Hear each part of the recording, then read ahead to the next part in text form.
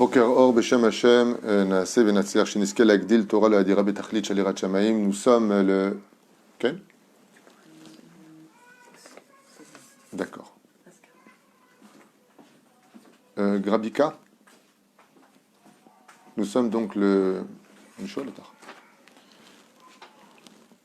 Kabika. Ah, Kabika. D'accord. Alors pourquoi il y a un R? On est aujourd'hui le mercredi 7 du mois de Shvat et le 20 du mois de janvier. L'Echaim Tovim ou le Shalom, Shiur sur la paracha de la semaine demandée par Fabrice et Anne Saba pour la refoua shlema et définitive Be'ezrat Hashem Itbarach de Shalom ben Sultana et Eliaou ben Anna ainsi que tous les Cholé Israël Bechol Atar Ve'atar. שהקדוש ברוך הוא ישלח להם עם גרון רפואה שלמה, בראשם בעזרת השם אורת ימי הקדושה והטהורה טליה בת אפרת מרים, ינאי בן אסתר, כל חולי ישראל, ז'נין ג'מול בת שמחה, רנה מחלוף בן שרה למשפחת בן מוסא, חיינון בן ג'סיקה פלורט אביבה, יצחק אבי יצחק בן דבורה, וכן על זה דרך יוסף בן אסתר, וכל אחד ואחד בעזרת השם, pourrait בעזרת השם יתברך, bien entendu, dédié ce shiur pour votre réussite, la refoua shlema, la achlama meira pour un bon zivoug et tout ce que vous désirez parce que vous le méritez amplement. On rappellera aussi en même temps la askara de Eliane Kabika Bat Alice Biba. C'est les 11 mois aujourd'hui. Roi Hashem Tenachena Began Eden Elion Vechol Ashorvot Ima Chabika peut-être, je pense que c'est ce qu'elle a voulu marquer. רוח השם תנחנה בגן עדן עליון וכל השורבות עמה וכן יהי רצון ונאמר אמן וכן השם הטוב הדגול והחשוב שהלך לבית עולמו mon beau-frère adoré Georges Eliaou ben Simcha Alice למשפחת עמר רוח השם תנחנו בגן עדן עליון וכל השוכבים עמו ובכן מישל שמחה בת אסתר, מרים בת שמחה, Huguette Shira Chaya bat Yvonne Messaouda, זיכרונו לברכה, une grande dame aussi qui nous a quittés, Gérard Grulik, Chaim Aaron Ben Yosef, Tzipora Bat Zeliman Levi, Denise Simcha Bat Lola, Léa Shalom, Shane Bat Finja, Kol Mete Israël, et qu'on n'entende que de très très bonnes nouvelles. Amen, ve Amen, et bien entendu une grande atzlacha. Fabrice et Anne Sabah, ou Sabah. Il y a un et à la fin, donc je ne sais pas s'ils le prononcent ou pas chez eux. Mais Dieu connaît nos intentions. Cette paracha de Bo vient clôturer l'histoire extraordinaire de la nation juive qui vient de naître en Égypte à travers l'esclavage, les 7 plaies précédentes dans la paracha de Vaera et les 3 plaies qui finaliseront cette paracha, la paracha de Bo, Be'ezrat Hashem, avec les sauterelles, avec le chosher et la mort des premiers-nés.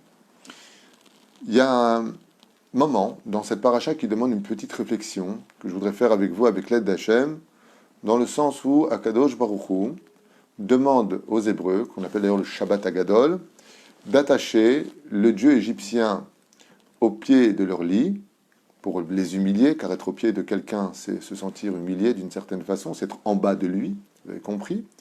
Et puis, de prendre cet agneau, et puis voilà que le Tedvav du mois de Nissan, de l'Ishhot, de dégorger cet agneau, qui n'était autre que le dieu principal de l'Égypte. Ils avaient beaucoup de dieux, ils avaient le Nil, ils avaient Ra'a, ils avaient plein de choses.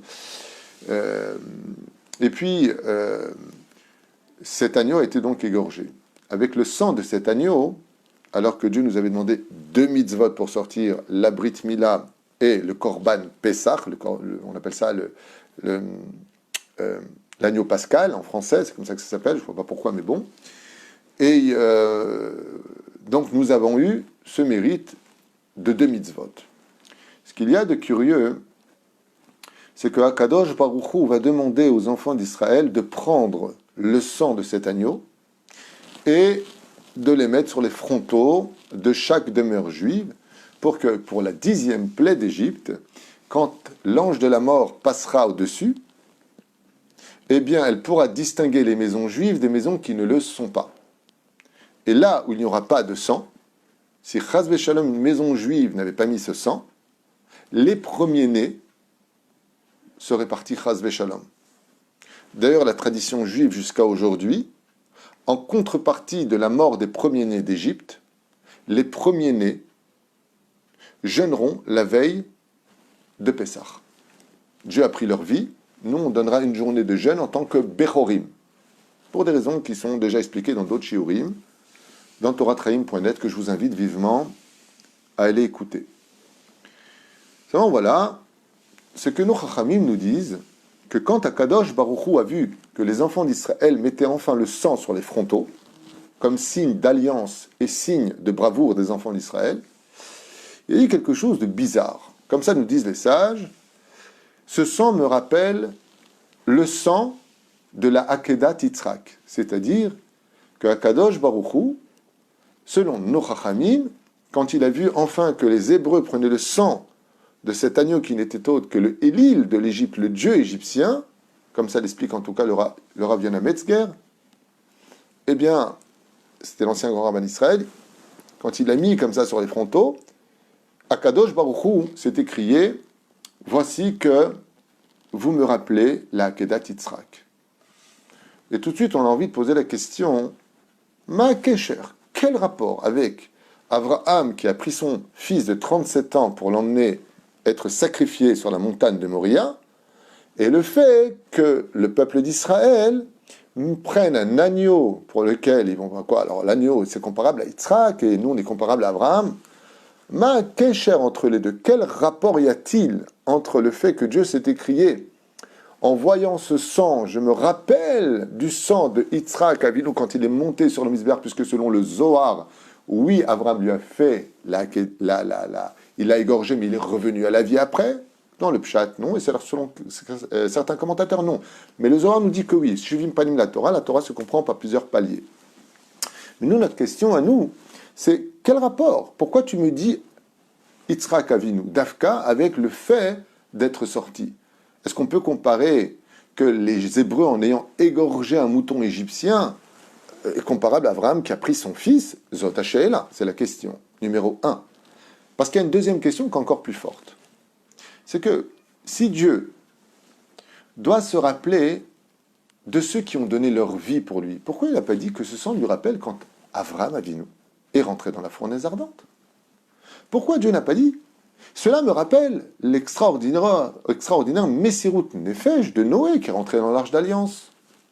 Et puis, en toute logique, pourquoi est-ce qu'on ne rappellerait pas le mérite d'une femme, pas spécialement connue au sein du peuple d'Israël, si ce n'est que c'est chez les érudits, ou les pratiquants assidus, Chana Beshiva Banea.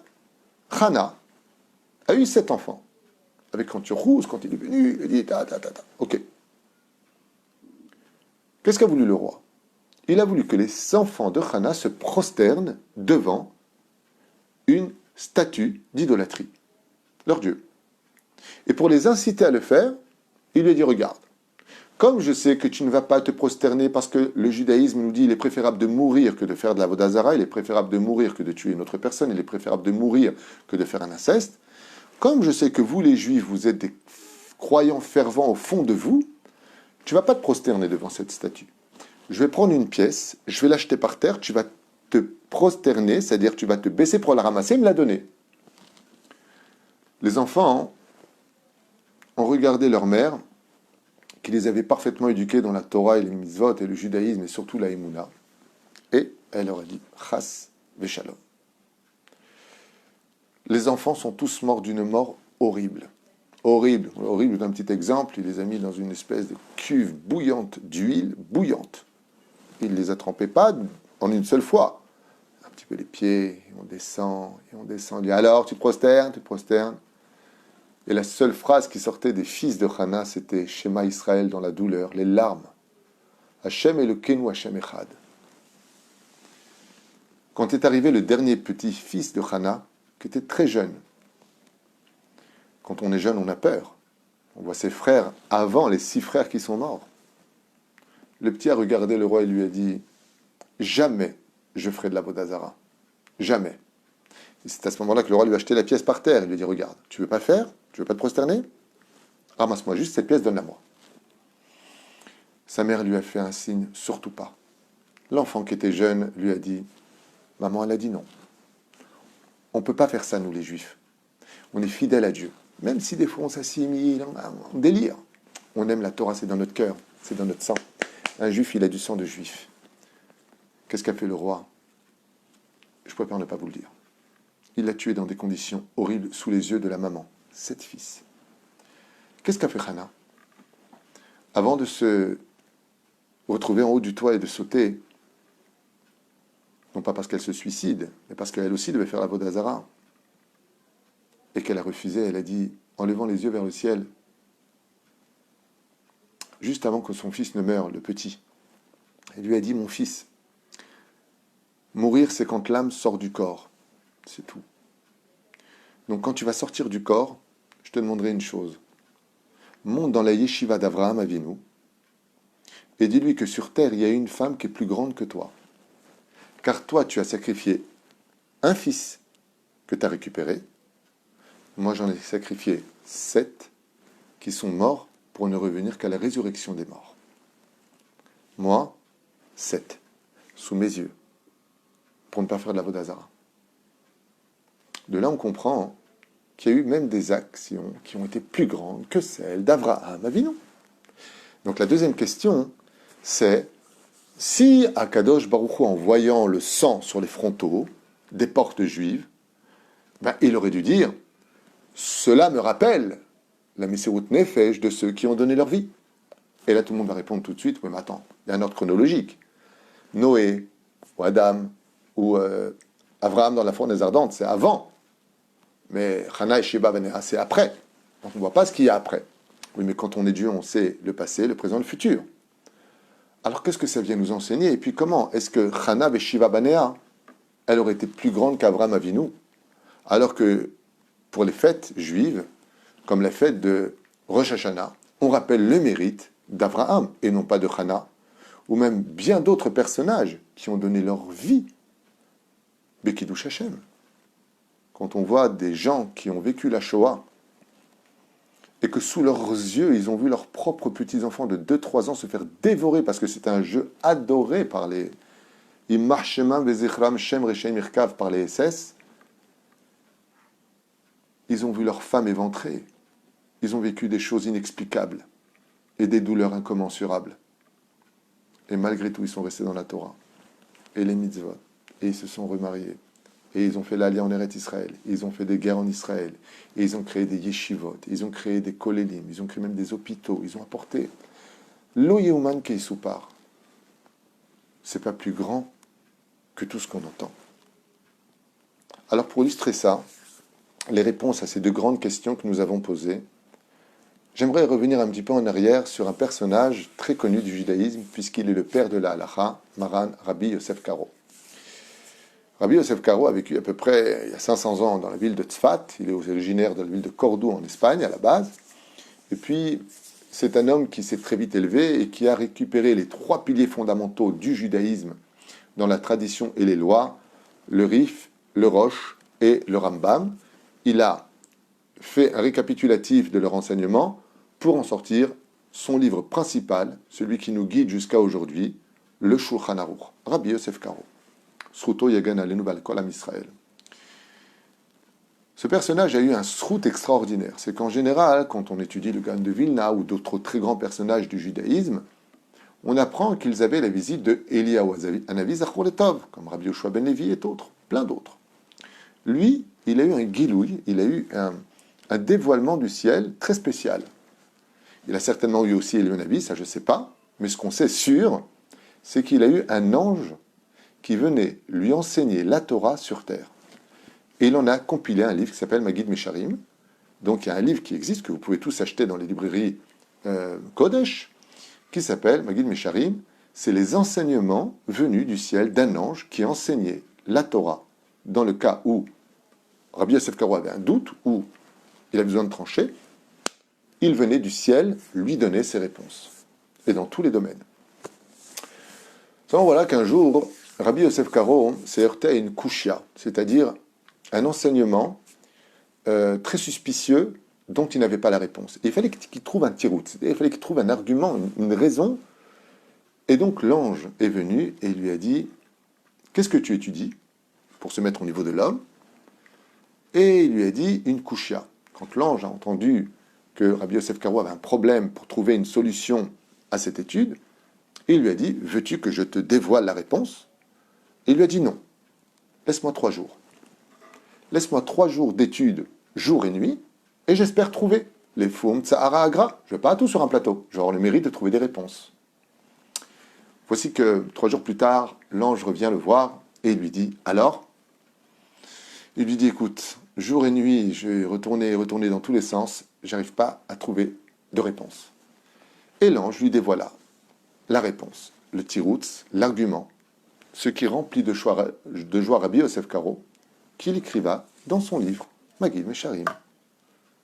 Seulement voilà que quelques jours seulement plus tard, en allant prier à la Beth Knesset à Sfat, pour faire Mincha et Arvit, il y trouva là-bas 2 jeunes, dont un était un peu plus âgé que l'autre, mais ils étaient assez jeunes, qui étaient exactement dans la même kushia que lui, quelques jours avant.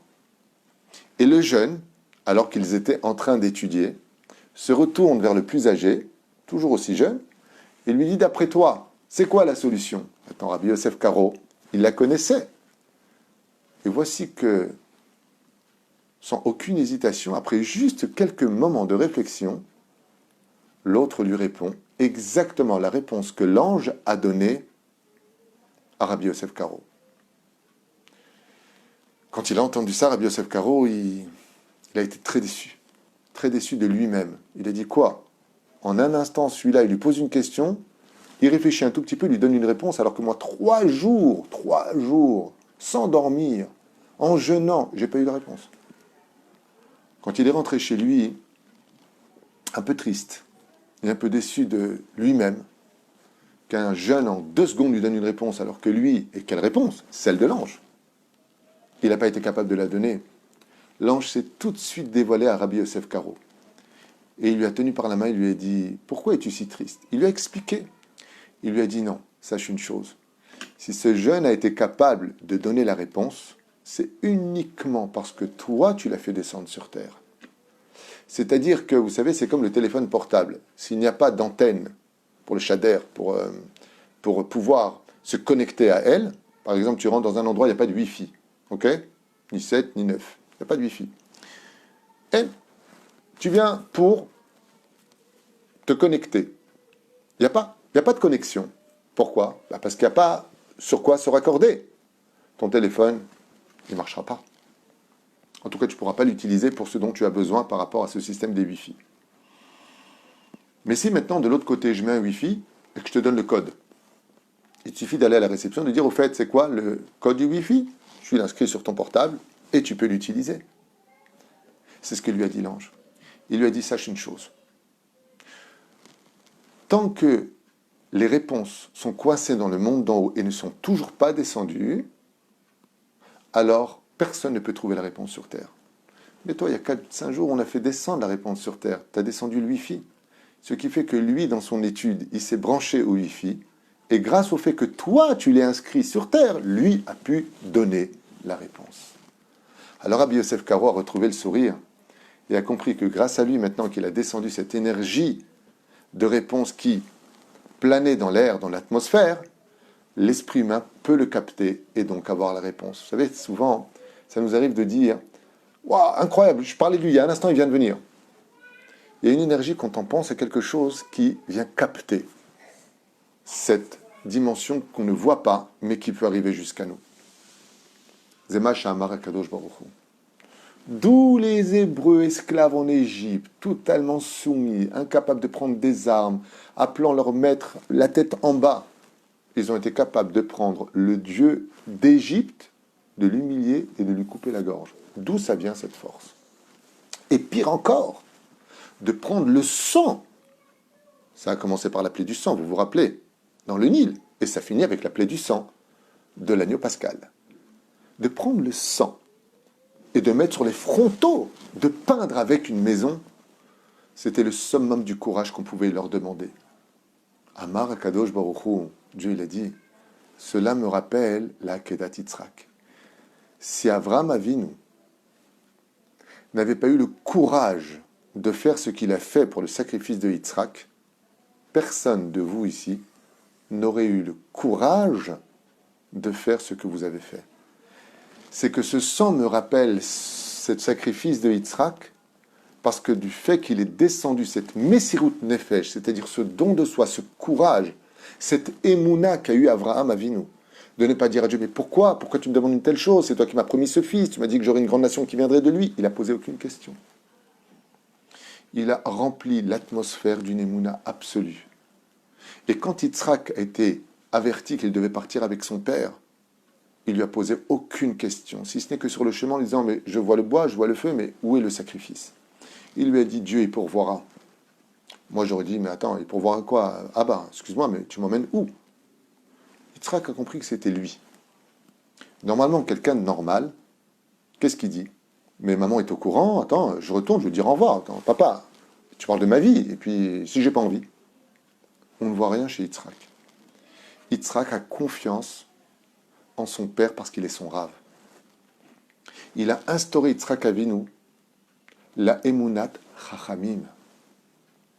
Quand Dieu il a vu le sang sur les frontaux d'Égypte, des maisons de Goshen chez les Juifs, il a dit, waouh, combien ce sang me rappelle à Kedat Yitzhak. En réalité, ce qu'a voulu dire Hachem, c'est que c'est grâce à la Emunat d'Avraham Avinu, sa Messirut Nefesh, ce don de soi, cette soumission de l'élève, du fils, qui a une totale Emunat en parole de son rave, de son père, qui ne pose pas de questions, qui fait parce qu'il sait que tout ce qu'on lui demande, c'est vrai, c'est la réalité, c'est ce qu'il y a de mieux à faire. Ce que dit le Rav, Emunat Rachamim, dit Yitzhak, Alay, c'est pour ça qu'on appelle ça la Kedat Yitzhak. Si on veut être capable de sacrifier sa vie et d'évoluer dans ce monde, il faut toujours avoir un Rav.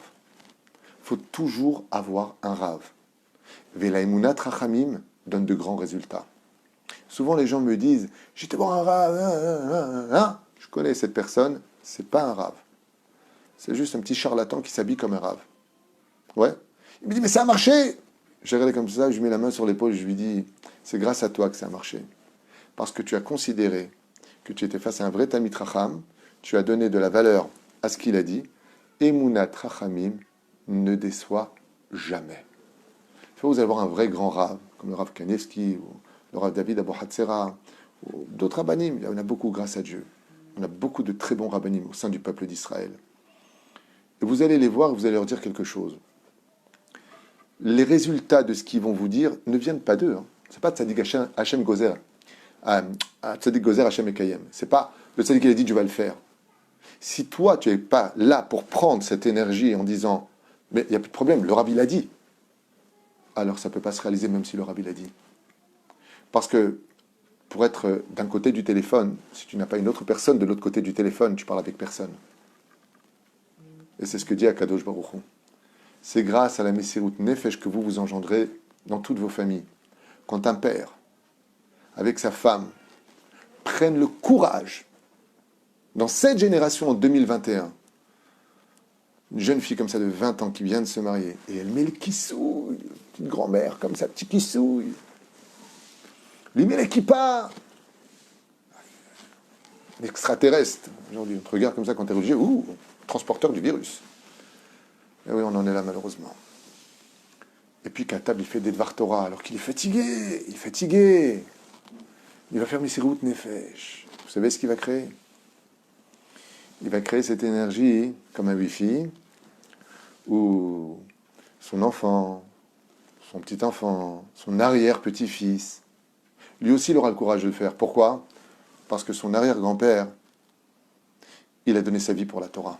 Parce que son arrière-grand-père, il a fixé du temps dans l'étude de la Torah. Parce que sa grand-mère, qui était si belle et si jeune, elle a mis le kissouille. Alors la nouvelle Kala, qui descendra d'où elle aura la force de mettre le kissouille? Je ne sais pas, mais il y a quelque chose dans l'énergie qui me donne cette force. Cette force vient de ceux qui ont été capables d'être ceux qui ont mis au monde la naissance d'une nouvelle énergie qui servira pour toutes les générations. Cette énergie de la Kedat Yitzhak nous sert jusqu'à aujourd'hui pour demander pardon à Dieu le jour de Rosh Hashanah et de Kippour. Jusqu'à aujourd'hui. Ce qui fait que quand aujourd'hui vous faites quelque chose de grand, prendre une somme d'argent pour soutenir une famille, un avraire, soutenir notre cause, le construire ce binyan qui est si important pour tous les grands rabbinim. J'en parlais encore récemment avec un très grand rav qui m'a dit il faut absolument que tu fasses ce binyan. Il est crucial pour vous, pour l'Aliyah française, pour les Juifs en Israël. De prendre cet argent pour sauver une famille qui est complètement démunie de tout. Quand on fait cet acte-là, on met en même temps au monde une énergie où pour toute ta descendance, ils auront tous le courage de comprendre que l'argent, ça va, ça vient, et quand ça vient, ça va. Mais que quand ça vient, il faut aussi savoir donner. Car tout ce qui a une entrée a une sortie. Même dans les salles, il y a l'entrée principale, la sortie de secours. C'est quoi la sortie de secours? On l'utilise que quand il y a de gros problèmes, un incendie, quelque chose qui s'effondre, on passe par la route de secours. Tout le bien que nous prodiguons aux autres, quand il y a un très gros dégât dans notre vie, une mauvaise nouvelle ou une catastrophe, Dieu te dit, puisque tu as su prendre et que tu as su donner, en donnant, tu as créé la sortie de secours. Alors tu peux sortir vivant et sauver des épreuves qui ont tapé à ta porte. Ainsi donc, les Hébreux ont pu mettre sur leur porte, Bezrat Hashem, le symbole de la Géoula, grâce à nos grands-parents, Abraham, Yitzhak et Yaakov, qui ont été capables de créer cette énergie nouvelle pour laquelle jusqu'à aujourd'hui nous rappelons le mérite dans nos prières, dans notre étude, et ce même au sein des autres religions qui ont compris que eux aussi ont besoin de l'énergie d'Abraham Avinu pour être meilleurs, de la Kedat Yitzhak pour savoir faire le shalom, et de qui plus est, de la connaissance de Yaakov pour reconnaître que seule la Torah est vraie. Kol tuv v'leitraot, Hashiur haya bezrat Hashem, en paracha de beau comme ils l'ont demandé pour la refoua shlema de tous les malades d'Israël, ou bichlalam, Shalom ben Sultana, Eliyahu ben Anna, et une grande réussite à Fabrice et Anne Sabah. Lechen tovim ou shalom, kol tuv v'leitraot, et une fois de plus, merci beaucoup, beaucoup à vous tous, que Dieu vous bénisse sur tous vos chemins, que vous réussissiez, Bezrat Hashem, à surmonter toutes ces petites épreuves et grandes épreuves qui tapent à la porte de chacun de nous de plus en plus, car en réalité, tout cela n'est que pour notre bien, et que bientôt on verra de grands résultats, Bezrat Hashem, si on y croit. Kol Tuv.